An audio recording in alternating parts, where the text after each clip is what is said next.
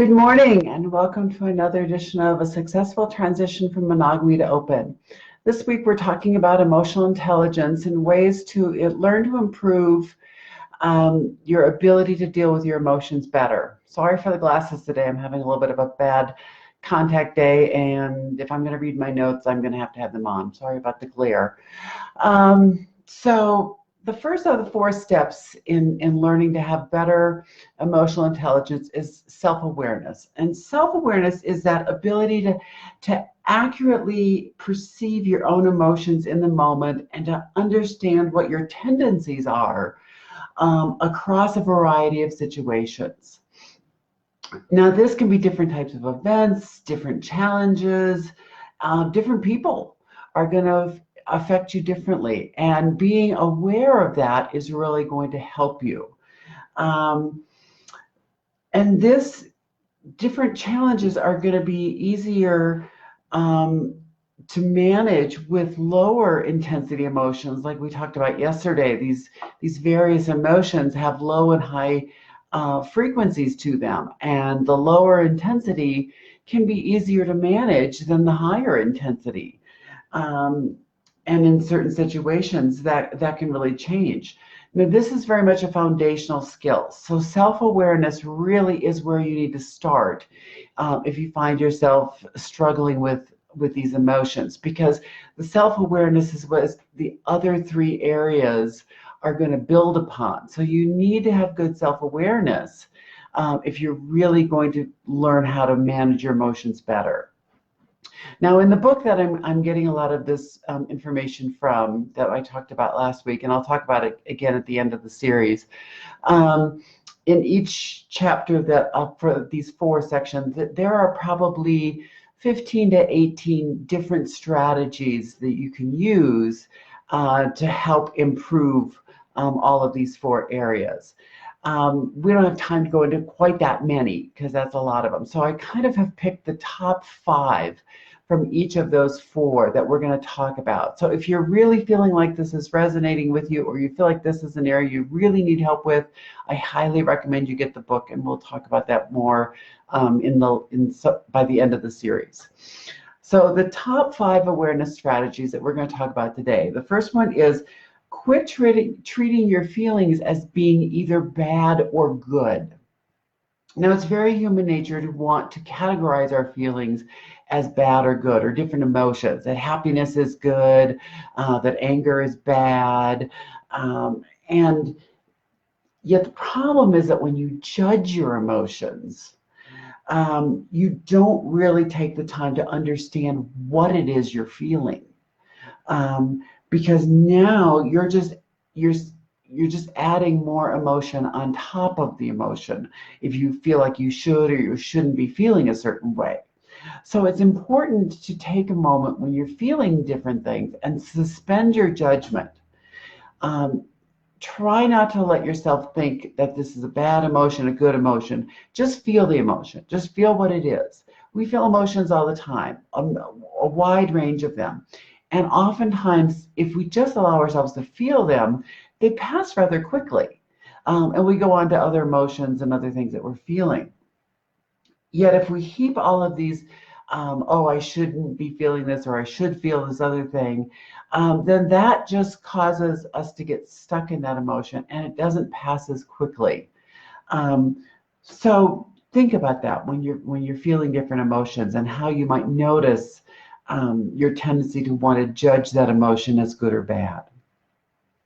The second is to observe the ripple of effect of our emotions, because our emotions affect the people in our lives in very strong ways, and they can have a ripple effect on how people interact with us, and how our emotions are.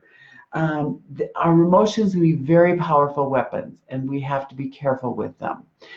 We can't just think that we can have these emotions, they have no effect on people, and we can just go on. And I often see this with people, that they will treat the people in their personal life, their close relationships, their children, their spouses, in the worst way, worse than they treat their close friends or even their coworkers.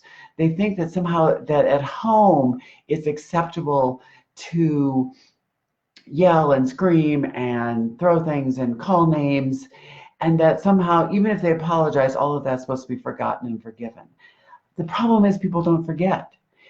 You behave that way, you treat people that way in that emotional state, and that lingers and that has an effect on people.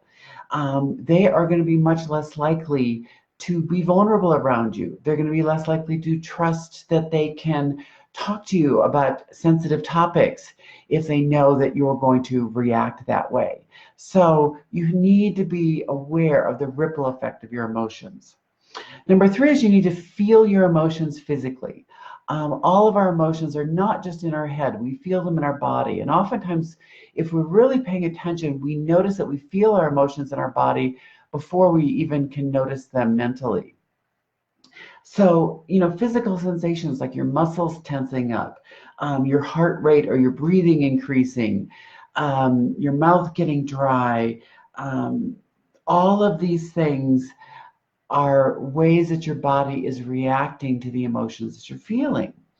And so to better understand your emotions, try to take some time from time to time where you close your eyes and just notice whatever emotions you're feeling and how you're feeling in your body. Notice any places in your body where your muscles are tight or tense, whether it be your shoulders, your neck, your face, your jaw, maybe your tongue, your stomach feels knotted up, you feel like you have a headache. Notice that. Notice how your body's reacting. Is your heart beating faster? Are you breathing faster? Notice all of that.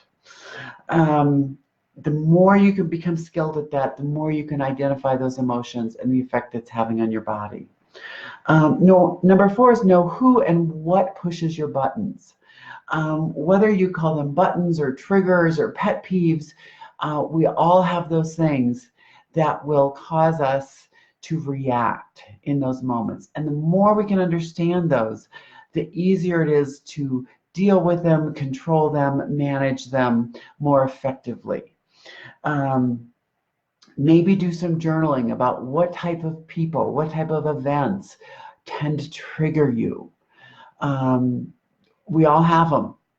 People who try to control us, people who tell us we're wrong even when we know we're right. Like whatever it is, notice those things. The people who cut you off in traffic. Notice those things too. And number 5 is don't be fooled by a bad mood or a good mood.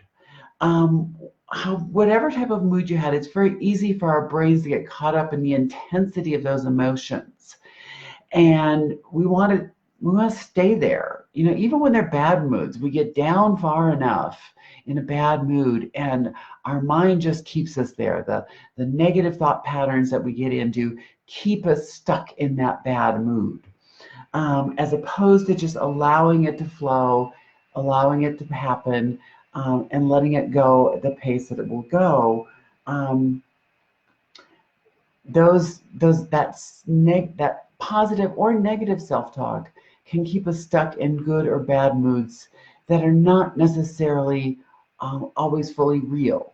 So be aware of that and notice that. So that's all today for self-awareness. Tomorrow we're going to talk about self-management, and then we will go on to the other social areas that you need to work on. So thanks for that. If you have any other questions, feel free to post in the private group, and I will see you all tomorrow. Thanks so much. Bye-bye.